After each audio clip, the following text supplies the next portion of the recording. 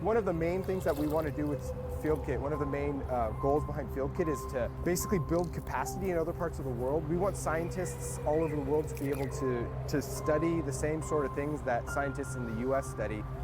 But a lot of these other places like South America or Africa, like they can't afford the same tools that American scientists use. So that's what the main purpose of FieldKit is, to try and build these sorts of tools that can be used in other parts of the world and still make sense financially for the people who are doing it.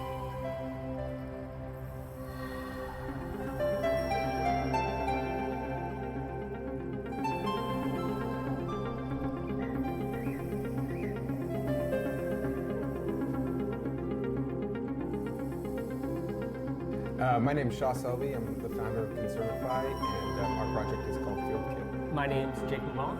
I'm an engineer at Conservify. I was just trying to figure out why that audio was so loud behind this video. And my project is also FieldKit.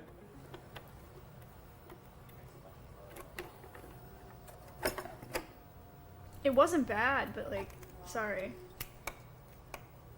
Basically, just the CSV of all the data, everything from the GPS and the sensors that goes on there. Typically we'll have to there'll be some back and forth with whoever scientists we're working with to explain what they're looking at and where the data was collected. We're building this platform so that anybody can create their own modules, their own sensor modules, if there's certain things that they want to measure, and use the FieldKit visualization platform and app and everything that's included in that.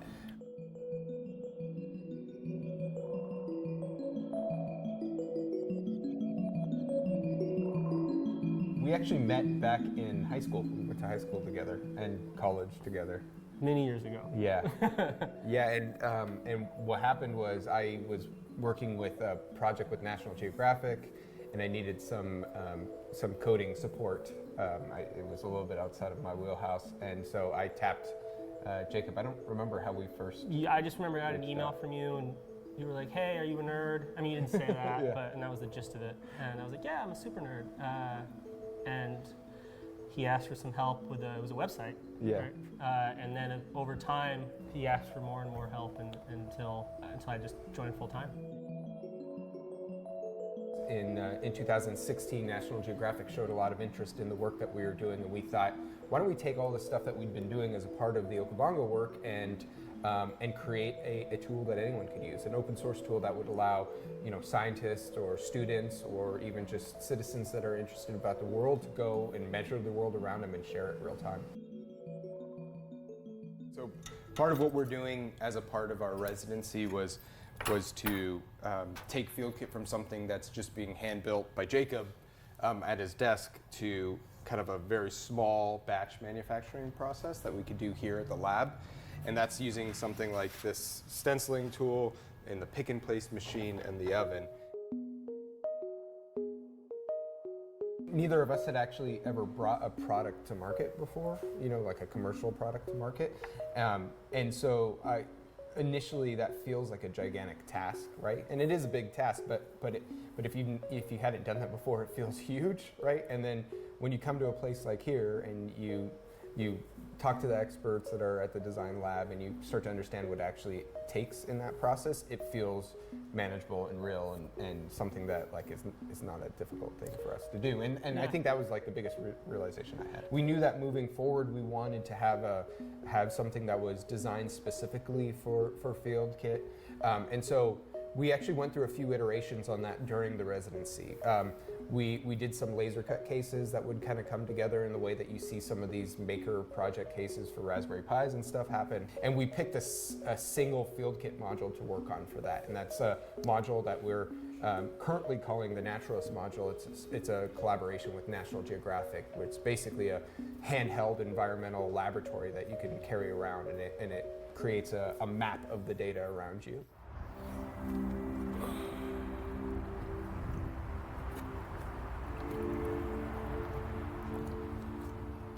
You know, the real need for FieldKit is the fact that, you know, we're seeing this planet change, right? We're seeing massive extinction event, right?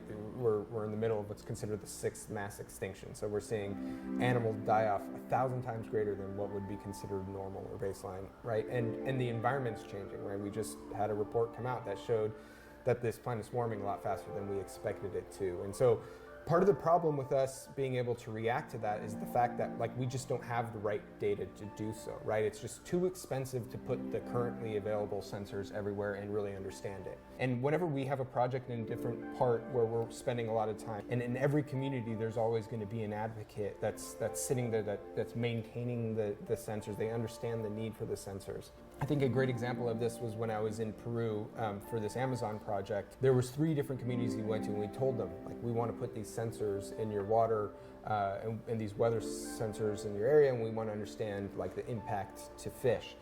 And, you know, we were expecting to get some pushback, but all of them, they understood it immediately. And the reason why they understood it was because there's oil spills always there. And they try and tell the government, hey, there was an oil spill that happened, and nobody listens to them. So as a means of creating these cheaper tools, you can really create this environmental justice situation that helps in lots of these parts of the world. It's like a really powerful thing to be able to give them this sort of tool and allow them to say, hey, you know what, don't ignore me. Like, this stuff's happening in my own backyard. The ability to kind of contribute to that greater good is what we want to do with FieldKit.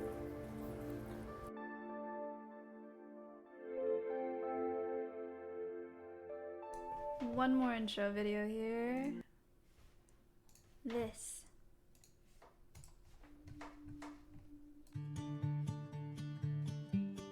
This is FieldKit.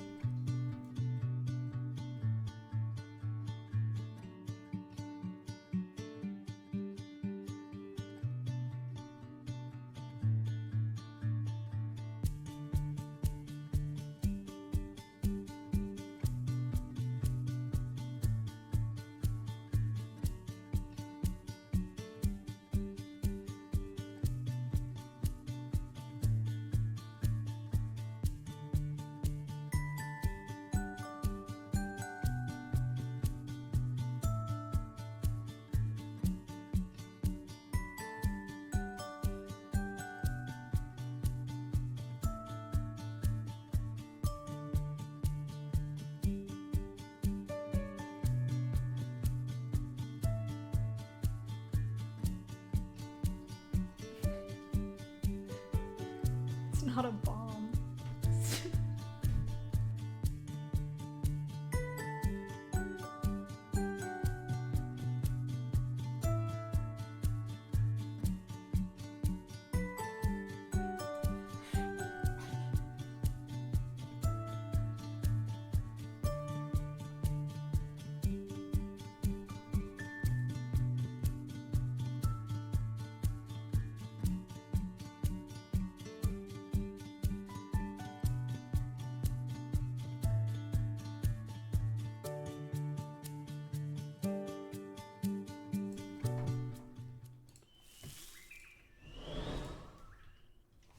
Hello. Conservation cast time. Let's go. No, that was not a bomb. That is FieldKit. Thank you for the sub. Dear, thank you for the $3. I'm very excited for today. If that organization sounds familiar to you, that's because we have talked about it before and we've raised money for it before. When we had our conservation tech podcast with our friend Andrew, our friend Connor from American Eagle Foundation, thank you Connor, and our friend Snoop Dobby Dob, we raised money for Conservify. So we have talked about it before, but today we are talking to the founder of Conservify, who you saw in the video, Shah Selbe. He is a very impressive anonymous with $20 and Jude with $20. We also have a new dono bar, which is big. I'm very excited about that. So Shah is a former rocket scientist. He was a rocket scientist for 10 years with Boeing, and he has moved on to be a conservation technologist. And he's also an engineer. He is a National Geographic Explorer as well. Jude, thank you for the $20. And Koopa Steve with the $77.77. Okay. Thank you so much. A little bit more about Shah. I mentioned it the other day on my stream. He's done a lot of work with drones. He is the principal investigator for SOAR Ocean, which is a National Geographic grant that uses low-cost conservation drones for coastal monitoring. He's traveled with Stanford University to Palau to help the government build environmental technology startups to protect the waters over there. And he is the founder of Conservify. He's also followed by Obama on Twitter. So, Barack Obama. So he's a very accomplished man. It's going to be very, very interesting to talk to him today. I'm really looking forward to it. We'll call him in and we'll talk to him. We'll pick his brain a little bit about his life because it's fascinating. But then we'll also talk to him about Conservify. Again, I've said it, or we've talked about it before on the stream. You saw it in those intro videos today. I know they were a little longer. Thank you for sticking around for them. Conservify is a technology lab working on impactful conservation engineering projects focused on environmental protection, affordable technologies, and community empowerment. Warber, thank you for the $20. I appreciate that. Your donations are going straight to Conservify today. Their PayPal is linked up to the stream, so I won't be seeing any of that money. It'll be going straight to them. That's how I like to do it. So thank you if you're donating. We are sponsored today by Fireball. It's Fireball Friday. So we'll talk about that more at the end of the podcast, but big time. Cindy, thank you for the $5. And yeah, I'm very excited. I think that's it. Oh, Conservify being a lab, a physical lab. Shah is coming to us live from the lab today. So we did the test call, and you can see a little bit of the stuff in the background. They got drones, they got kayaks, they got lots of stuff. So, Snoodles with $50. Thank you so much. So maybe we'll get to see a little bit of the lab today, and we'll get to talk to Shah. He also knows a lot of people that I know, it seems, on Twitter. He's followed by Imogene, if you remember her, Dr. David Schiffman. He's friends with Andrew, Jason Ward also. So all fun connections, if you guys remember all of those guests. Crowway, thank you for the $6. So without further ado, some of you may be a little bit confused after that video. I saw a little bit of that in chat. So I'll go ahead and call Shah so he can explain it to you a little bit better. And a couple other notes for the podcast. Danza, thank you for the $20. A couple other notes for the podcast. If you have a question that you would like to ask Shah, you can do #ask followed by your question, and it'll send it to a doc for me, and I can ask him those questions throughout the podcast. Also, there's a quiz at the end of the podcast. It's 5 questions based on a conversation that I have today with our guest. If you win the quiz, you can either get a gifted sub to my channel, a gifted sub to a channel of your choice, or you can ask me to donate an additional $5 to Conservify today. DT with another $20. Thank you so much. You guys are coming in hot today. I appreciate it. If you want more information on Conservify, you can do Command Org. It'll take you to their website. And Command Guest will take you to Shah's Instagram and Twitter. He's also a photographer, a very talented one. So you can check out his photography and you can give him a follow on those platforms. That would be great. Okay, I will be back in just a minute. Am I forgetting anything? I don't think so. I feel like that's not usually the order that I do the intro. I was a little bit overwhelmed with trying to do his whole, his intro, because there's so much. Maybe. No? Alright, I think we're good to go. I will be back in just a minute with Shah. Thanks for being here.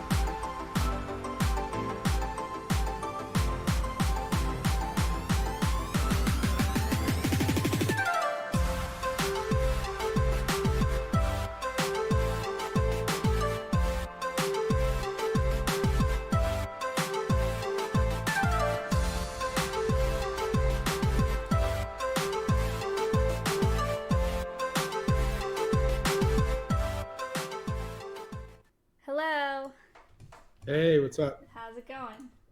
Good. All right. Chat, let me know what you think about the audio here. If I can get your cam in the right place. What the heck? Hold on. Jateau with another $100 donation. I'm sorting out your camera here. We're at $441.77 already. And That's incredible. I know it happened so fast. There we go. All right, they can see both of us. That's so cool. Shah, welcome to the podcast. Thank you so much for being here. I'm super excited. I don't know if you saw the intro, but I did. I watched it. Okay, yeah. cool. I tried to give an introduction of you. You got a lot. You have a really interesting story and a lot of stuff going on that they have already asked lots of questions about. And then I briefly introduced Conservify, but if you could do your own introduction and tell us about Conservify and then about FieldKit, that would be awesome. Yeah, cool. So, hey, everyone. My name is Shah Selbe. I'm super stoked to be here. Thank you for the donation so far. That's amazing.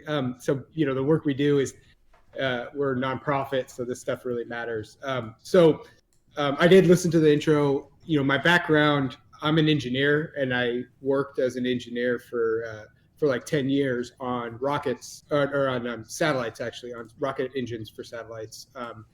So I did spacecraft propulsion engineering on a bunch of different communication satellites. So I worked on like DirecTV and like Iridium and Inmarsat and things like that. And then also some science satellites, so like GOES and TDRS and some of the other things that NASA uses. And started, basically I was doing engineering work, which I thought was pretty cool and really liked, and was part of like launching 12 satellites around that are still in orbit around the planet. Wow. But sorry to interrupt you. Dito just tipped $420. Holy shit, that's amazing. That's amazing. Thank you so much. Yeah, thank you. All right, continue.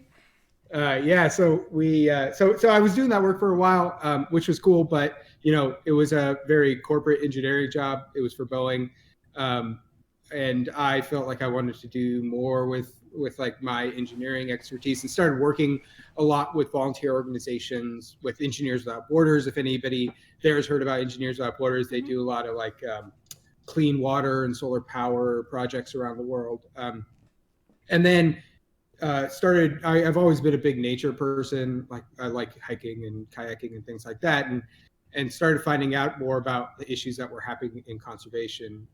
And so, you heard about it in a little bit in that video, but conservation in general is like struggling when it comes to a lot of things like species extinctions or poaching activities or habitat destruction and stuff like that. And I was, this was probably about 12 years ago now, 10 years ago now, that I was starting to think about how technology can really play a different picture.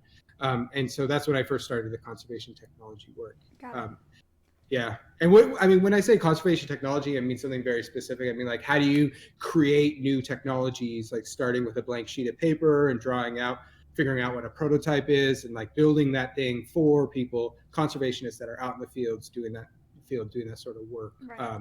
And so that's basically what we do at Conservify. So I became an explorer with Nat Geo in 2013. And a fellow with them in 2016 around this whole idea of like bringing tech into conservation, and then started my own nonprofit, Conservify, which you see behind me, this lab in downtown, which is like pretty cool because like it's one of the only tech labs you'll find that is a nonprofit. First of all, like we don't work on commercial projects or things like that, and then secondly, like we have a bunch of stuff like power supplies and soldering machines and pick and place machines and all that sort of stuff. But then we also have, like kayaks and ice axes and expedition gear. Because like cool. when we build this stuff, we just go out and we get to deploy it as well, which is cool. Cool. So can you tell us, well, actually a couple questions off of that. So you explained what it means to be a conservation technologist. Can you tell us what it means to be a National Geographic Explorer? Yeah. So Nat Geo, that term has kind of changed over time, but really what it means is if you are given a grant from National Geographic, now they consider you part of the Explorer family. I came in through a slightly different way. So they have this program called their Emerging Explorer program, which is like this. It's sort of like a an award fellowship sort of thing, but it's the crazy thing about it is it's like a blind award. So basically, you don't apply to it. You're like secretly nominated by somebody, and they do some big vetting to make sure that you're worth it. And then like they pick like 15 people every year to be their new class of emerging explorers. Oh, I I didn't know and so it was like that. How cool. Yeah, it's kind of wild. So they actually just announced the 2020 explorers the other day. If you go to their Twitter, you can kind of see the people that they picked. So I was part of the 2013 class. Got it. And then like they have different levels of explorers. So the next level is a fellow. And that is like a more formal relationship where you get a salary from Nat Geo, but you still get to work on your own sort of projects. And then the highest is like what they call an explorer in residence. And so that's like famous people like Sylvia Earle and Bob Ballard and like all these kind of people who have been in Nat Geo for decades, Yeah. or have documentaries about them. That's amazing. That's wild. Spoon with $79.90 and Bernie with $58.33. That rounded us out to $1,000 flat. Awesome. Already. That's amazing. So it's come up very, very quickly.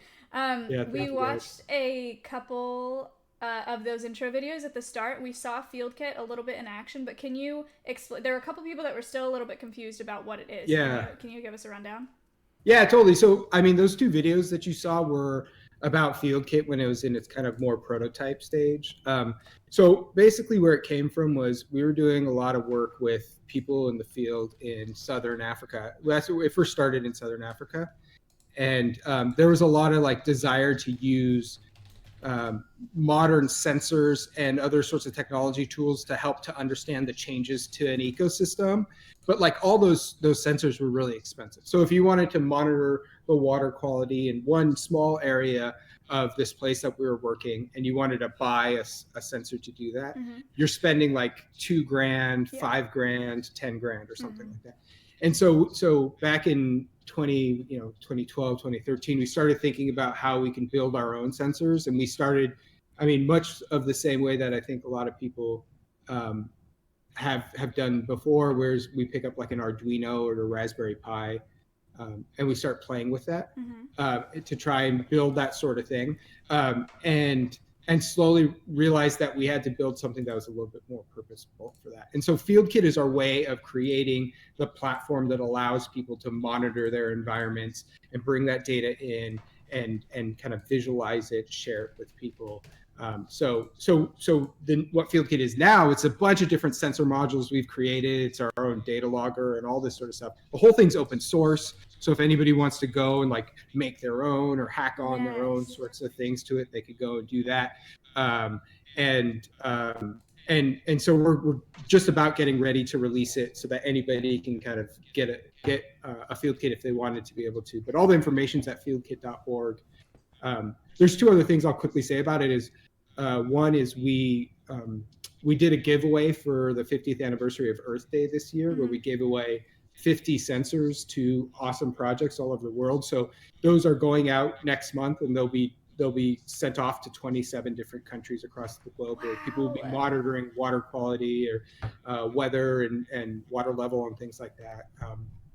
And then the second thing I'll say is, my organization is that one of the videos that you saw was from Supply Frame, which runs Hackaday. So we were fellows at the Supply Frame Design Lab around FieldKit, and then last year we actually won the Hackaday prize. So we won $125,000 from Hackaday to like support the development of FieldKit and help us to like get some of these units out to people who need them. That's It's awesome. pretty awesome. Congratulations. Valix tipped $150 and Andrew tipped $100. Is that Andrew? Is that Streaming Science? We're at $1,250. Oh, amazing. So thank you guys so much for that. I'm sorry about the couple of F's here. Okay. One of the things that I read about, FieldKit is in a lot of places. I think I was under the impression that it was a more centralized operation when I started learning about it, but it's like in the Congo, it's in the Amazon. Yeah. That's amazing. Yeah. No, it's awesome. I mean, so the whole thing with Conservify is like we like to build the tech, but like we don't come in with the science usually. So we partner with people to do the science. And so with Field Kit, it's kind of been the same way. So the field kits that we've deployed to this point have been with other organizations that have that need. So one of the big ones that we're working on is we're working with the Wildlife Conservation Society, and they're doing a lot of work in the Amazon around monitoring the water and the fish populations that go throughout the Amazon, and they're partnering with like indigenous groups to be able to kind of set out these sensors and do that sort of work. Right. We also went on an expedition right before the pandemic hit, where we went down to Cameroon in the Congo Basin, and we deployed field kits out there to monitor this rainforest reserve called the Jaw Reserve that UCLA has been working in for a long time, and works with lots of local scientists on it. But we have other partnerships with like the Smithsonian Tropical Research Institute in Panama and the American Prairie Reserve in Montana, where they want to use these tools to kind of better understand how things are changing. Yeah, and what are some of the things that that Field Kit can measure? I know there's like pH and temperature and what else? Yeah, so like, I mean, if I have Field Kit right here, so you can see this is what it looks like now, and each one of these little 4 things are all different sensor modules. So these could be anything, right? And so this one right here has pH, dissolved oxygen, conductivity, and temperature, water measurements. But we've created a weather station Field Kit module. We've created water level. We have a bunch of air quality stuff in work right now, soil moisture, a bunch of stuff. But the idea is that like, since it's open source, we want people to create their own and do whatever they want with it. I think that like that kind of configuration you guys see in this box is like what's unique about Field Kit 2 is that, you know, right now, if you want to get sensors that measure random stuff together, it's really, really hard to do. So if you want to take like pH measurements of a lake at the same time you're measuring seismic activity, you can't really do that without buying 2 very expensive different sensors. Right. But with Field Kit, you just pop in 2 different modules and you have that configuration. Oh, that's cool. Which is pretty cool. I like that. Zas, thank you for the $10. We've gotten a lot of questions. Again, if you guys are just getting here, if you have a question, do #ask followed by your question for me to see them. We've gotten quite a few. I don't have a great segue for any of them right now. But a couple people have asked about your experience as a rocket scientist. I know that it's like separate from Conservify, but there seem to be a lot of people interested in your work there. So Max asked, do you have any interesting or fun experiences back when you were a rocket scientist? I'm sure there are lots. Yeah, no, there are. I mean, it's pretty cool. Like one thing that I tried to do when I was working there all the time was to walk the high bay, which is like, it's amazing to see this thing that's going to be like put on top of a rocket and it's going to go live the rest of its life in space. It's just like such a strange feeling to see that. But there was a bunch of testing that I watched that was kind of cool. There's this one, they do this shock testing and vibe testing where basically they put, you know, the satellites I worked on were expensive. They're like $500 million satellites. And they would put this like $500 million thing on top of a table and just shake it, you know, aggressively. And so I watched some of that. I think the most interesting thing I've ever seen there though was one of the it was the second to the last launch that I worked. So I worked a lot of like mission controls, you know, where you're behind the console, you have the headset on and you say like propulsions go for launch and things like that. Cool. But like the second to last one, this was actually one of the satellites that I was the lead propulsion engineer for. We were all sitting there during launch and everything was fine. You know, you're there for like 13 hours up to this point, and we're watching the console and they do the countdown, it takes off, and then like maybe like 20 seconds into it, all the telemetry cuts out and we had like no idea about what's going on. What it turns out what happened was that the rocket exploded and we lost the satellite. which is like, you know, something that you've spent a year and a half of your life working on, and all of a sudden it explodes. It's, you know, Yeah. it's very anticlimactic. So like basically we all just we went out to the bar afterwards and got drunk because there's not really anything else to do, you know. Oh, that's terrible. James, thank you for the $10.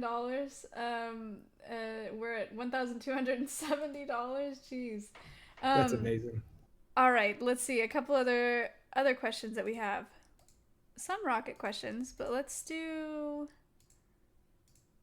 There are a lot of photography questions, which is something that I just like briefly mentioned in the intro. And I know I've seen some of it on your socials, but I guess I don't know that much about what you do as a photographer.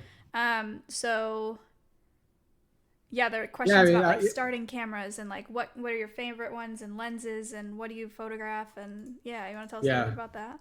Sure. Yeah. I mean, I've done photography since I was like 15. I was involved in, like, I was an intern at our local newspaper, like doing photojournalism stuff, and paid part of my way through college doing assistant wedding photography. But, you know, it wasn't really until I started working with National Geographic that I didn't really kind of get like super serious about it in terms of like gear and getting out there. So now I do a lot of work on expedition when I'm out there. So doing a lot of wildlife photography and kind of documentary style stuff for some of the communities that we're visiting. I represented by Nat Geo Image Collection on their stuff. So a lot of the photography that I do makes its way to that and is used in whatever channels they use for that sort of stuff. So every once in a while I'll be looking at a Nat Geo article and I'll see one of my pictures pop up. Oh my gosh. Kind of cool. That's so impressive. You're so impressive. Stretchy with $5 and Tipsy with 40. Thank you so much. Speaking of impressive, one of the questions that somebody asked, and also something that I'm interested in, is Mission asked, how were you followed by Obama? Is there any story there? I don't know. No, I really, happened? Yeah, it just happened. I actually have an interesting Twitter. I have a good Twitter story that I could tell though. Please. That's a little bit different. Yeah. So like I was working on this project in 2015, 2016, 2017 timeframe. That was around live expedition from the Okavango Delta, where we were kind of like streaming all the data that we were collecting and the animals that we were seeing and pictures and sounds and all this stuff, streaming that stuff live. And it was a Nat Geo expedition. It kind of got a lot of attention. And during that time, I found that I was followed by an astronaut, Samantha Cristoforetti, who was a European Space Agency astronaut. And there was one part of the expedition where there was a big long expedition, and there's one part of the expedition it was in Angola at that point, and it was like a really rough, remote area. We're all on these boats, and the boats like go through these little rivers that are very windy and shallow, and everything was capsizing, and there's like sweat bees everywhere. It was just not a fun part of the expedition. And so kind of in the interest of like sharing everything with everyone, including our data, like there was just a bunch of complaining. We were doing it on Twitter about it. And then we ended up getting actually a message of support from that astronaut, Samantha Cristoforetti, while she was on the International Space Station. No So way. she took a picture of the Okavango Delta and then said like, good luck everyone. Oh Like, I hope you guys are doing all right there, which is like just absolutely absurd. That That's so somebody cool. in outer space sent us a tweet. That's sick. Naderator, thank you for the $14.95. I appreciate that. Okay. Let's go back in the Conservify field kit direction here. I know you guys have a lot of questions. Thank you. Let's see. Mission asked, how did you get the idea to found Conservify? I think that you did touch on that before, but yeah, I mean that, like when I first started working on this, there was a handful of people who were like, okay, this conservation technology thing is a thing. It could become its own kind of discipline, and like we should start thinking about that a little bit. And but at that time there wasn't a dedicated maker space that's like only 100% going to work on anti-poaching, wildlife conservation, environmental protection sort of stuff. And so I knew that was something that we needed to build, and that was like my idea behind building Conservify. And we were working a lot with Nat Geo, and I went to them and talked to them about the idea, and ended up getting some seed funding to actually start it. So we've, that was in its early days. At that point, even after that seed funding, it was just mostly me at a dining room table working on stuff. But now, fortunately, we've had the opportunity through FieldKit and some of our other projects to bring on more folks. So there's like software engineers and QA people and hardware engineers, UX, UI designers, all that work for FieldKit, project managers, things like that. Cool. There are several people that have asked. I lost that question I was looking at. Okay, Nils asked, if I wanted to work for Conservify or something like it, do you require to be on site or could it be remote? They're considering software engineering positions. Yeah.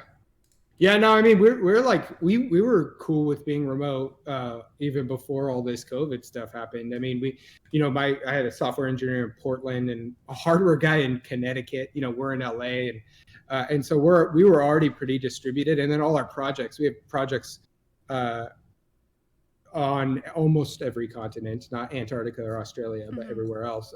So like we're used to working with people remotely, and I think now, like after COVID, that's even going to be more of a thing. I mean, we're basically spending this whole year working remote. So yeah.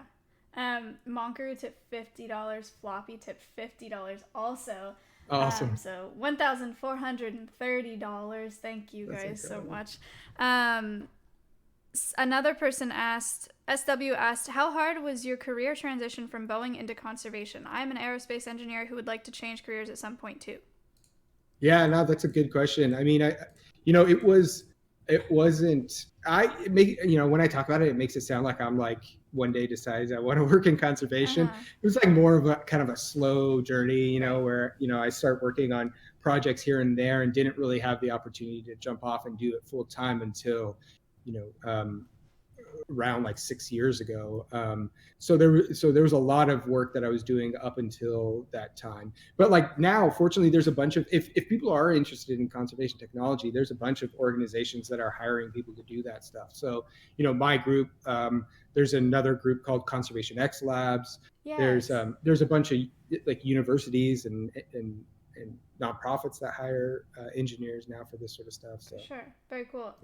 We talked about Conservation X Labs on our Conservation Tech podcast. I don't know if you remember that. Connor from American Eagle Foundation is into that. Cool. Sluz tipped $70. Naturator tipped $20. Amazing. Thank you. They're like flooding in today. It's crazy. That's so cool. That's so cool. Okay, Tofa asked, what's the strangest or most unexpected thing that you've seen field kits used for? Oh, that's a good question. I mean, I don't know. I don't know if I've seen anything really crazy to this point, because we all the deployments we've done up till now, it's been with partners that we kind of knew what they were doing. I think once next month when we open it up to anybody using FieldKit, that's really going to change things. We'll see people doing some cool stuff. I'm stoked to see people do that sort of stuff. I mean, I've seen like things happen with FieldKits that I didn't expect to happen. Like through this whole FieldKit thing, I learned that hyenas are attracted to LED lights, something I didn't know until I deployed I deployed a FieldKit in a river in Botswana, and the next morning I came back and the hyena had like taken a big chunk out of it. Really? Huh. That's so interesting. Hey Ambrosia tipped $30, Anonymous tipped $50. That got us to $1,600. SMK just tipped $30. Thank you so much. Okay. More questions about what other weird things can it be used for? We'll find out, I think, is your answer to that. Yeah. Yo tipped $10. Thank you so much. Krez said, hey Shah, I think what you're doing is amazing. Will you be working with universities and supplying your technology? Because as a current grad student, I know this could be very helpful for our program in fisheries management and conservation. Yeah, no, we work a lot with universities. So the Cameroon project that I talked about was at UCLA. They have an institute on the environment sustainability, and we're working with like PhD students there that actually want to use these tools to build that sort of stuff. And we've got a bunch of projects with different universities. So yeah, we're definitely interested in that, and I hope that people will end up doing that, because I think like the universities are where you'll find people who want to like take FieldKit and make it their own in some kind of weird way that like I'm just hoping, like when you build like an open source project, you're like hoping that people kind of pick it up and start kind of making it their own. And with FieldKit, we're building the hardware, we're building the like data visualization, website, software, and all that behind. We built an app to kind of interface with it. The whole thing is open source. So, so yeah, I mean, we'll see what people do with it. Got it. Someone just linked me the tweet from the astronaut, Astro Samantha. That view. That's so cool. Yeah, what a cool. That is the coolest Twitter story I've heard. For sure. Yeah, so it's okay. So FieldKit is whatever people want it to be, or that's your hope. We're trying to do, because like this is stuff that anybody who understands kind of embedded systems or that sort of technology could make. Like there's nothing particularly special about us, but we're just trying to make it in a way that makes it accessible to a lot of people. So we're trying to just get rid of a lot of like the technical bits, so that you don't actually have to be an engineer to use it, or know anything about engineering to use it. Yeah, and then there's a cool like social aspect to it as well. In the promo video, there's a way to just post it on your socials and share data really, really fast and talk to people about it. Why is that important to you guys?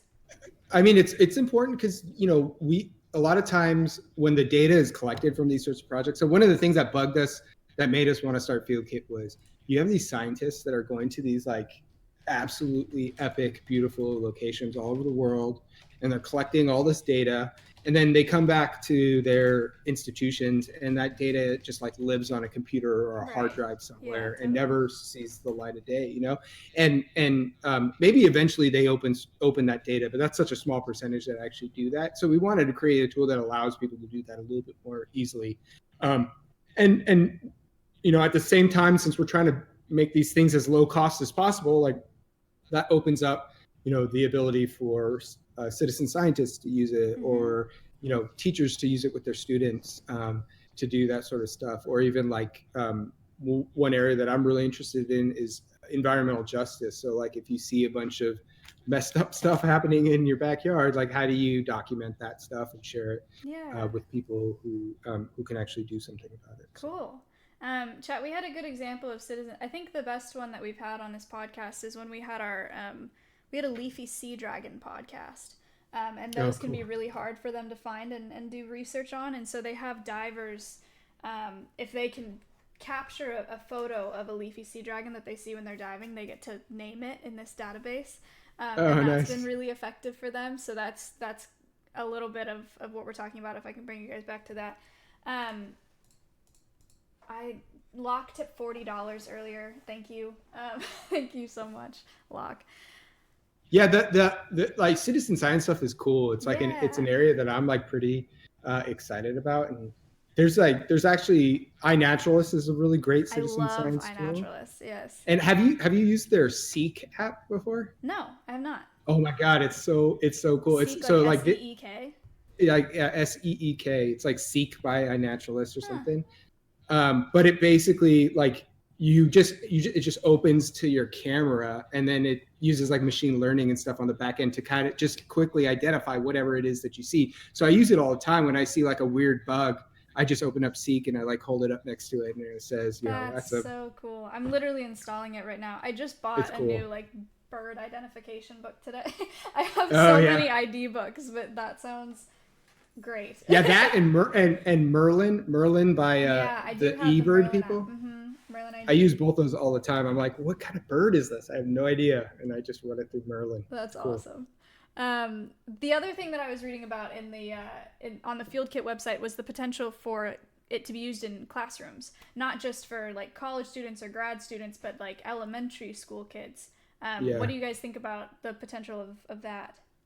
Yeah, I mean, I'm working with some educators right now to figure out what that would end up looking like. Mm-hmm.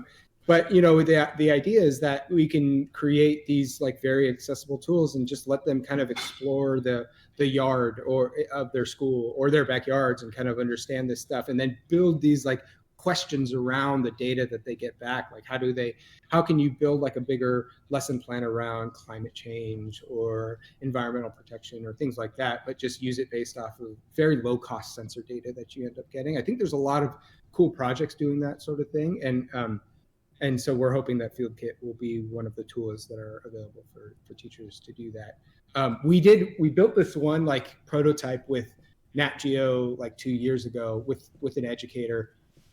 And the idea was that you can build like a small little handheld version of FieldKit Uh-huh. that just measures a bunch of stuff around you. So like temperature, humidity, altitude, Cool. light level, sound level, things like that. And then it would basically pair up with iNaturalist. So if people are making iNaturalist observations in that area, then that environmental data will be posted as a comment on that iNaturalist observation. So you could start to get like kind of deeper understanding of like the environment when that observation was made. Yeah. And it's something that we're going to make available through kind of the bigger FieldKit ecosystem, but haven't gotten back to refining that prototype. That's awesome. I love that. Okay, there are two questions here that I want to talk about. I'm not sure which. I'll just start with this one. Okay, so I get this kind of question all the time on my stream and my Instagram DMs everywhere. But William asked, as a high school student interested in conservation, how do you recommend I go about doing things that can get me more involved in this field? That's a really good question. What I did, and I mean, I generally think this is a good idea, is I think if there's something that you're interested in and you maybe feel that you don't necessarily have like the right skill set to work in it or whatever, it helps to kind of just spend some time first learning about it, talking to as many people as you can about it. A lot of times, like you can send an email to somebody, or I know back when I first started doing this, people used to call other folks, but it's just weird to get phone calls nowadays. Mm-hmm. So like you can like DM someone or send someone an email saying, hey, like, I think what you do is cool. Like, can I talk about it and understand like more about how I can help? And so that's what I did when I first started getting involved in conservation. I just asked like a stupid amount of questions to people all the time, just to really better understand what I was doing, Cool. And as you like ask these questions, then like opportunities for you to help usually arise out of that. And I like tend to like, me personally, I tend to just volunteer first, like, oh, hey, that's a cool project, let me help you with that, and see if I can kind of gain a relationship through that. And that's really every single project that I've worked on has started like that and then turned into something big. It's like, oh, I'll help you out with that, or come into Conservify, we'll hack something together. I spend like an afternoon hacking something together with some people, and then or like throwing some ideas at a whiteboard, and then they're like, this is amazing, and like they'll go off and be excited about it and come back, and next thing there'll be some funding to work on something or something like that will come out of that. So I think like learning as much as you can, volunteering to try and help those organizations is a good way to get your foot inside the door. Yeah, I really like that advice. I've definitely found for me, I do wildlife rehabilitation and mostly birds of prey. But in fields like that, having connections is so great. So yeah, asking lots of questions, talking to a bunch of people, making friends, and having places where you can ask questions when you run into stuff is awesome. That's really good advice. Thank you. Yeah, I mean, I would also say too, this like the volunteering thing is like to get your foot in the door. Like once you start getting good at something and understanding how something's going, I think like at that point, like people who you're working with should pay you for it. So that one thing what I like to do with Conservify is like, we don't give like unpaid internships. Like if we want to bring on an intern, I'm going to like go and try and find the money to pay for that person because I value people's time, and I'm not going to try and like exploit someone to try and get free labor out of them. Right. So like, I think that's an important thing. If you get really good at something, you have a really good skill, then like you should convince people to pay you for it because you deserve it. Mm-hmm. Yeah. That's a good point too. I think in exotics anyway, I did a lot of work in zoos and things like that. People can get caught up in unpaid internships for years, Yeah. trying to work their way up, and that can be really tough. So, know your worth, know your value. That's important. A fun question that I'm excited to hear your answer for. The Herbster asked, do you think field kits could ever make their way into the space exploration field and be used on other planets for a simple way to get data? Oh, I would love that. That'd be amazing. Yeah. I mean, through the one thing that's really amazing about the Nat Geo Explorer community is, a lot of people who are working in some kind of crazy areas. So I know folks who are working up at JPL, which is like right up the road from me. So I've actually thought about like, how can I try and see if I can get some of my stuff to be used, even at first, like on the expeditions that JPL does. So like, there's these missions to Europa, this ice planet that they're planning on doing, or ice moon that they're planning on sending stuff to in the next couple of decades. And they do these expeditions where they go up to places where they have like big ice sheets and build robots to explore these sorts of areas. And I've actually tried to get FieldKit into those sorts of things. I haven't tried super hard, but I think eventually, that could be something that could come. We just kicked off a project for deep sea exploration stuff with FieldKit. So we're gonna re-engineer this stuff to work well in like very deep, cold, dark environments, and that might help with that. Yeah. That's so neat. That was a great question. Thank you for that. Yeah, that's awesome. I was excited to read that one. Okay, let's see what else I can ask you here. Carrie asked, is a decent segue because you were talking about that, asked, what are some future projects you have for both Conservify and for yourself? That's a pretty good question. There's always stuff that's coming up. So, I spent a lot of time just getting really stoked with people about the things that they need and trying to figure out ways that we can help them. Mm-hmm. So, one project that we're working on with, I'm not actually allowed to kind of talk too much about it, so I'm not going to say who we're working That's with. Fine. But there's lots of parts of this world where issues around marine mammal strandings are happening, but like they're pretty hard places to get data out of or get scientists into. Okay. So we're working on the early stages of creating a citizen science app that will allow them to kind of understand marine mammal strandings through smartphones, both to like collect data around it, also do like photogrammetry of the stranding from data gathered from your smartphone, which would be kind of a cool thing to do. And then in some of these places where we see this sort of stuff happen, we don't have a lot of good data coming out about it. We're able to kind of get a better understanding of what's happening there. Cool. Mad Max, thank you for the $20. That got us to $1,700.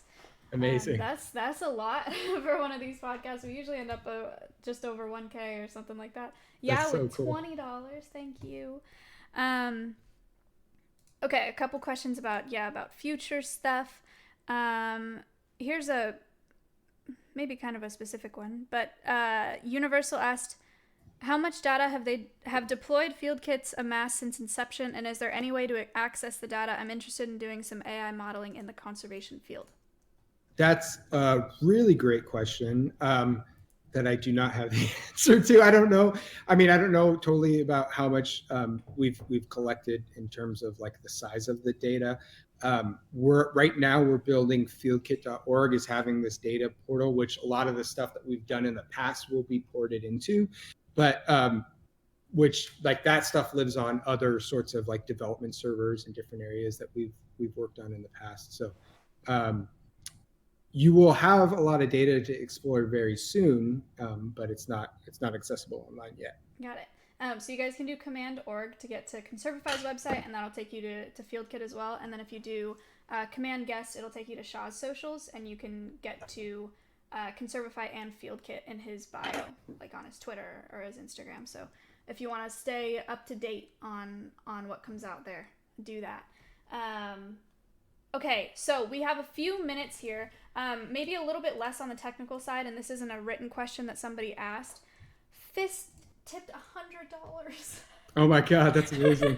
$1,820. I wanted to ask, so I understand that it's important to make it open source, to make conservation more accessible to more people. can I just ask you to close a little bit with why you think that that's important, why everyone should have access to these conservation tools, why that's important to you? Yeah, totally. I mean, conservation in general, I would say, is not doing a great job, right? I mean, we're seeing massive extinctions, massive habitat loss just on a global scale. And climate change is this huge looming threat, right? And so what we really need are better tools to do that. And we need better tools fast. So the way that things have worked for the last couple of decades has been, someone has a good idea around a technology that can be used out in the field, and they go through the channels to patent that technology and create these proprietary systems around it, and then really put up these walls so that they can charge large profits to kind of get these sorts of things. And the mission at Conservify is very different. It's like, how do we use, our technology development expertise and our kind of channels, the folks that we know, to build things that can level the playing field and increase the accessibility of these tools to anybody who wants to use them. And so that's literally our mission statement. That's core to what we're doing here is this open source thing. I think open source, we've seen, can be an amazing thing in terms of getting a lot of people to work on something and create something incredible as a result of it. And we're just trying to do the same thing. And in reality, that's a way that we can kind of keep costs at a reasonable level that anyone anywhere in the world can have access to it, as opposed to just places in the Western world, or scientists from places like Yale and Stanford and places. And, we really see it as a enabler of creating access to anybody. Yeah, that's awesome. Fist tipped another $180. Danny tipped $6. Thank you, Danny. And mine tipped $5. So we're at $2,011. Yeah, we got over our 2K thank you so much. Yeah, one of the big things about this podcast for me, the reason that I created the podcast, is because conservation education is so important, because I have yet to come across somebody that, after learning about how bad it is, about how bad the state of everything is, and about learning about species, they do care. Most of the time I just find that it's that they don't know, I've read some really, really interesting research, but it's difficult for me to read. And this is my job, Right, I love conservation, but I can go to read to try to stay updated, and it's hard for me to keep up with. So I think it's really important to make it accessible and for as many people to know about it as possible, because if you imagine a world where everyone knew the state of it and how many species we're losing and how tough it is right now, it would be very different, I think. Yeah. So I really appreciate what you guys are doing there, and I think that's super, super important. Thanks. Yeah. Now, and I mean, I think the other thing too is, there's lots of people, scientists in South America or in Africa that are absolutely brilliant. They just don't have the ability to kind of use the same stuff. And for so long, conservation was a field where you had wealthy people come in, gather a bunch of data, and disappear. And maybe that years down the line, that data helped to create protected areas and things like that. But who's to say that the West has to kind of control all this stuff? We need to give tools to anybody, anywhere, to be able to kind of take their own idea of how to do conservation and do all that themselves. Absolutely. And so that's kind of what we're trying to do with FieldKit. Yeah, we've had a few conversations like that on the podcast too, of one of the biggest pieces that's missing in conservation is educating local communities and really getting it to where it needs to be, where the species are, that need the help. So that's awesome too. Chat, if you want some more information on Conservify, again, you can do Command Org to get to their website. You can do Command Guest to follow Shah on his socials. And we're about out of time today, but thank you for your questions. We're at $2,011.48 today. That's amazing. Yeah, thank you so much for coming thank you on, so and much. thanks for being at the lab, so we got to see that a little bit. That was an awesome conversation. I really, really appreciate it. Yeah, it was a lot of fun. Thanks everyone for your donations. We really appreciate it. All right, I'll send you the final amount of donations when we're done here, and I'll send you some analytics so you can see the people that watched it, some more demographics and stuff like that, but I'll be in touch. Cool. Amazing. All right. Thank you. Bye, everyone. Bye. Holy cow.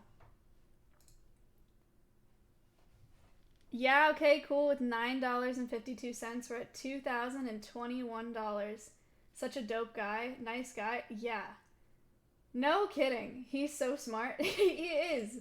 That was a really, really cool conversation. I'm really glad that we ended up having him on. I know that Andrew had told me, he was like, you should have him on the podcast. And I was like, yeah, for sure. You're right. I should. Sluz, thank you for the $100. What the heck? I'm glad that I listened and that I followed through, because that was a really good podcast, and he made a lot of really, really important points. I'm a little disappointed with the way I articulated myself when I was trying to talk about how important conservation education is, or the way that I articulated what I was trying to say. I think you guys understood what I meant when I said that teaching people is so important. And I still, like, when I teach people in person, when I teach people on Twitch, I found that once they know, they care. You know? It's the quote, actually, that's on here. My cam's not here, but that is why I like that quote. And that's part of what he was trying to say. But I know that I didn't speak very well when I was saying it. So I'm sorry about that. Thank you so much for your donations today. Absolutely nuts. $2,121. What happened to your arm? Curling iron. Curling iron burn.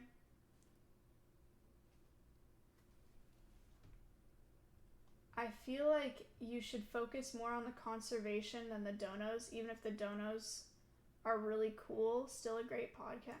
What? What does that mean? I don't know what that means.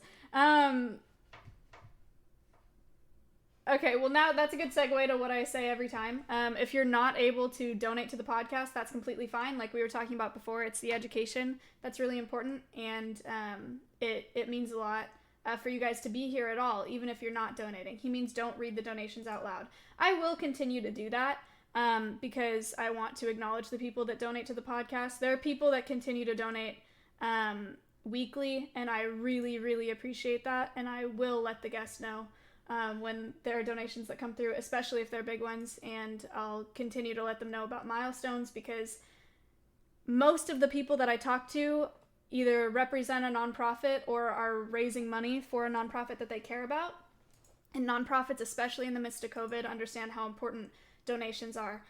Part of the reason that they come on the podcast and give their time to us and to me is to make a difference for the organizations that they're working for. So, yeah.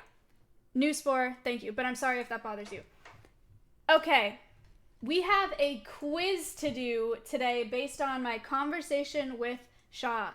Shut up. Talking to myself, not you.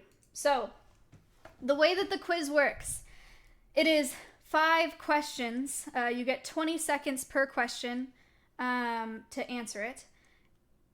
The way that you win the quiz is by answering the questions correct the fastest. If you win, if you're not already a sub to my channel, then I will gift you a sub to my channel. If you are already sub to my channel, I will gift you a sub to a channel of your choice, or I will...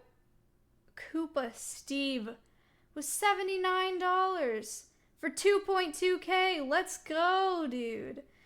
Thank you, Koopa. I will either gift you a sub to a channel of your choice, or you can ask me to donate an additional $5 to Conservify today. To participate in the quiz, you need to enable access. If you don't enable access, I will not see your username. It'll just give me a number, so you can't win. I won't know who you are, so make sure you do that. It'll show you a screen. You can do command quiz in chat if you want more information on how to do that. It'll take you to my website, where it'll set you up on any of your devices, on mobile, if you're on a computer, whatever. So, give me a couple seconds to set up the quiz. I will be back in like 2 minutes-ish. Are you ready? Dance.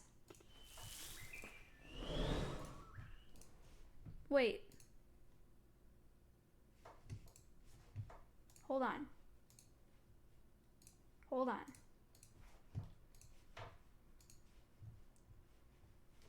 Hold on. Okay, go ahead.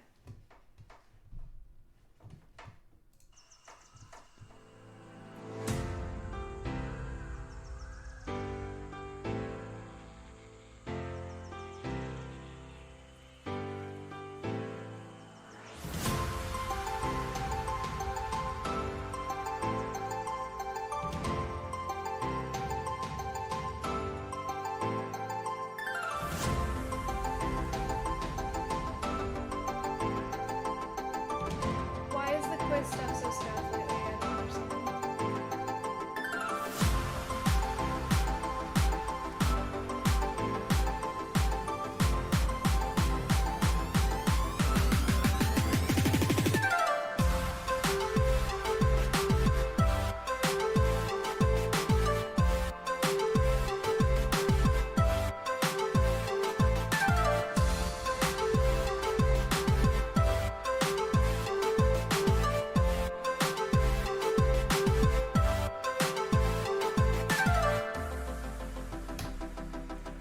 Forget it. I can't. I mean, unless you guys have any ideas, I don't know what else to do besides try to refresh this a bunch of times. It won't let me create a quiz. It'll let me access my old ones, but I can't make one. Try incognito. Oh boy. Alright, I'll give it a shot.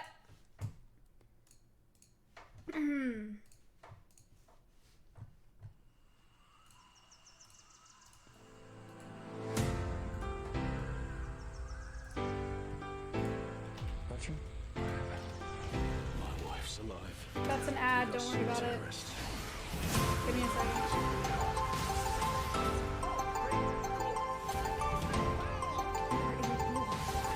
She's got a whole body of suits. Just kill her.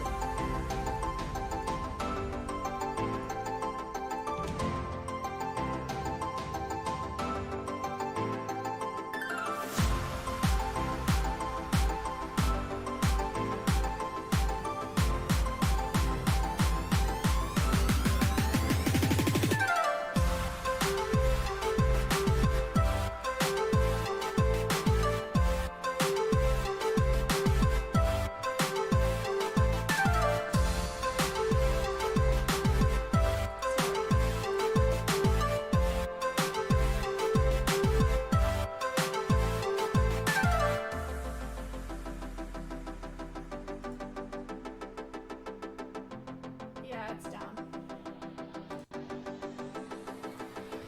Okay.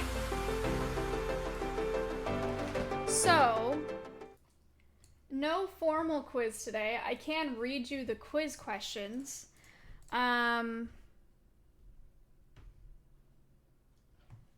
The first question was, what was one of Shah's former occupations? I don't even have multiple choice options lined out. This one's pretty easy. You should get it. We talked about it quite a bit.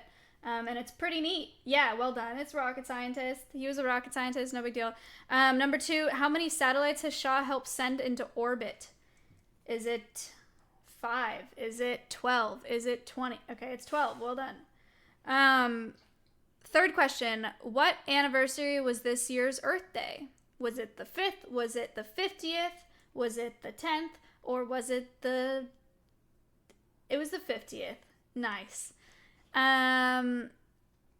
how many modules can field kits hold? Is it 1, 2, 3, or 4? 4. Well done. Okay, and then the last one, 5, was what is one of Conservify's future projects? Is it 2 options, thanks to Chuck?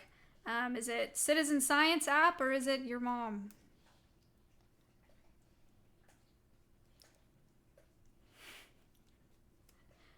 It's no. Wrong. You're all incorrect. Chuck, thank you for helping me with these questions. Despite having other things to do today, I appreciate it. Lock and Space Voyage, thank you for your help with this new dono bar. I think that you guys noticed this, but they have set it up So Locke doesn't have to go reload all of my overlays to change the donation goal. He just does like a thing in chat and it goes like that. And it looks good too. I think it looks super clean. Wow. Okay, Locke, relax.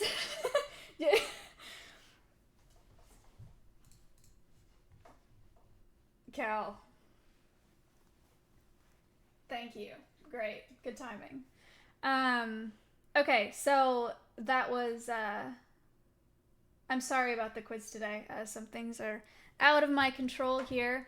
But thank you anyway. Thank you for a lot of good questions today. I used to not ask as many questions during the podcast, and lately I've been finding myself telling guests that a good portion of the podcast is based off of live questions that we get from viewers. I think they're really important, and they're really fun, and I like to know what you guys are interested in, and I think it's an interesting way for our guests to be able to interact with the chat as well. So thank you for asking questions if you did. Thanks for being a part of that. And I'm trying to think if there's anything else about the podcast that I should mention before. Questions are easier to digest than a 1 hour long discussion. Yeah, for sure. True. Yeah, I know, Fireball, but who's the next guest? I'm not going to tell you. However, I do have 2 guests lined up that I think are really fun and I think you're going to be really excited about. We're getting back into species-specific podcasts over the next few weeks here. So one of them was highly requested. The other one I've been trying to get on the podcast. Gosh. Oh, that's the thing I was going to ask you guys. I've been trying to get the other one on the podcast for months. And when I say months, I mean, I reached out back in, let's find out actually. I reached out back in May when I moved here, trying to get them on the podcast, and I've now scheduled them. So I'm pretty excited. It's not David Attenborough, no, and it's not Donald Trump. No. Okay. Thank God. The thing that I was going to ask you guys is the podcast for next week. I have a couple options. The guests that I would choose to have from their team, because I'm not sure where he's located, but 7:30 p.m. PST is 8:15 a.m. for him. So the podcast would have to be at 9:30 if he came on the podcast, 9:30 p.m. That is very, very late. I'm talking 9:30 my time, 9:30 CT. Should I do a ridiculously late 9:30 p.m. CT podcast for Australia, or should I ask for another guest and try to get it earlier in the day? Sure. We'll try it. Why not? It'll be interesting. It'll be fun. Okay, cool. So I'll say that that's fine, and I'll have him come on at 9:30 CT next week. Then perfect. Doesn't hurt to give others a chance to watch. Yeah, no, I think that's healthy. We'll see what happens. Okay, so today's podcast. No, Squid. It's next weekend. Today's stream is sponsored by Fireball. It's Fireball Friday, everyone. Oh, Twitch is an untapped reservoir for doing good.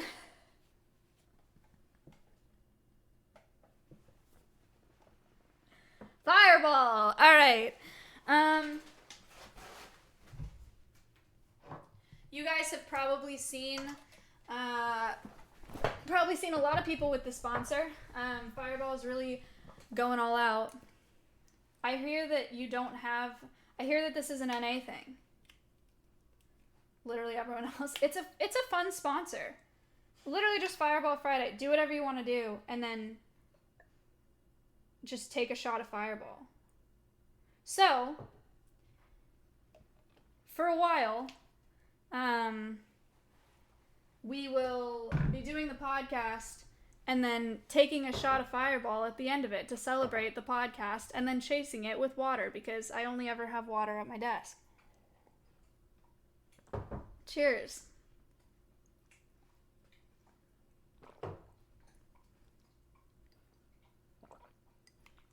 Fireball Friday, everybody. Wait, chasing Fireball? Is it even considered chasing it if you chase it with water?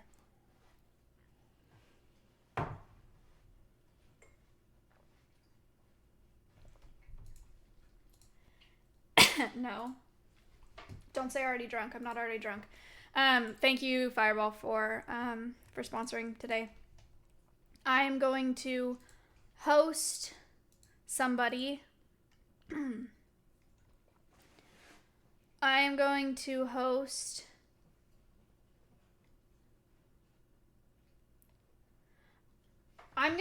Cutie Cinderella because she asked me to play a game today and I said no because I'm no fun. I am releasing that male redtail tomorrow. Tomorrow afternoon. Not on stream, unfortunately, because we're recording it for a video for the center. But I'm releasing the male redtail tomorrow. I'll do an assessment of Bomb tomorrow, of Bomb the American kestrel. But he's pretty close to being ready for release. He's killed live twice now, and he's flying pretty well. So, what, Aki? There is a new video that's going up of Emo Maya, I believe. Teddy is doing very well. Yes, Teddy. There's a pet store that donates to the rehab center often, and we brought Teddy to meet the staff the other day, and he did a really good job. Look it. Look. He did very well at the center, and then he had a long day, a field trip, so then he knocked out. Fell asleep. But yeah, so he was great. I love Teddy. He's doing really well. Other updates. Okay, so my parents are going to be here on Monday. So I'm going to stream tomorrow because, for a couple of reasons. One, because, yes, I am going to play Stream Raiders, and I'm very excited about it. Two, I have to work on some flyers for our winter fundraising event for the rehab center. So I'm going to draw up some of those flyers on stream using my tablet, because I'm going to draw cute little characters for the flyers. And then I'm going to play the game. But the reason that I'm streaming tomorrow is because I don't think I'm going to stream on Wednesday because I'm seeing some family on Wednesday and my parents are going to be here. So, so probably no stream on Wednesday. There's no Housewives podcast tomorrow. No, the next one I believe is on the 24th. New YouTube video is up. Please go check it out. You can do command video. I will tweet it, and I will put it on my Instagram story for you guys to go watch. Big time for Danny for creating that video. Also, I don't know how to say that. Maya Daily is now is being curated by the same editor, but is now in a similar situation to Miss Gifted. It's now been absorbed, per se, I guess. So big time. That's good. I'm really excited about that. And yeah, I will talk to you guys more about it tomorrow, because I'll see you on stream tomorrow. And this will be the end of the podcast. So thank you for watching. Thank you for your donations. Thank you for listening and for your questions. They were absolutely wonderful. Shah was a fantastic guest. I'm, again, sorry that I was, nervous because I feel like sometimes I have guests that I just feel like are so overqualified, and it makes me feel really underqualified to be, the host with the platform, and so I just get nervous and I stumble over my words, and I wish I could speak better, but we're learning. It's getting better. It's a process, right? So, thank you for being here. This podcast means everything to me. The viewership was really great too, and I appreciate that. I'm excited about it. Thank you to my team for the graphics and for the dono bar, and Space, thank you for your help with it as well. Yeah, I'll see you guys tomorrow. All right. Peace out. Outro. I started working in exotics, 4 years ago or something like that? Working at zoos and getting internships and stuff like that. Then I fell in love with birds of prey at one of the zoos that I interned at. One of the most popular streamers right now. This is Jupiter. He's a barn owl. That is insane!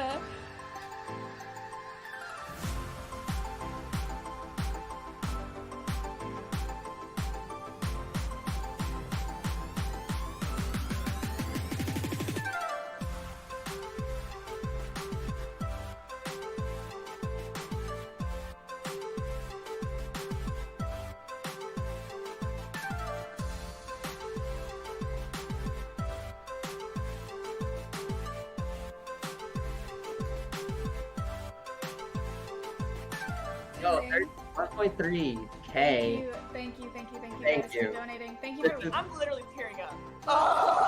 Because, alright, this is not supposed to happen.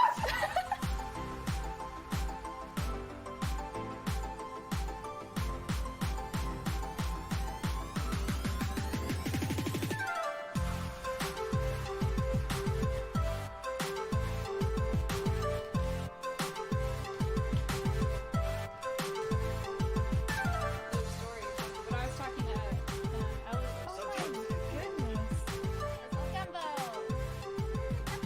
Twitch is an untapped reservoir for doing good.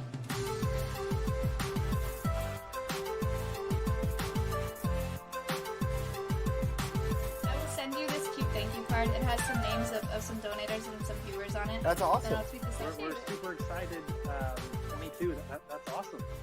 Those of you who donate, thank you so much. It means the world to me, and it means the world to those guests. It's still really important that you're here and that you're watching, and that's amazing also.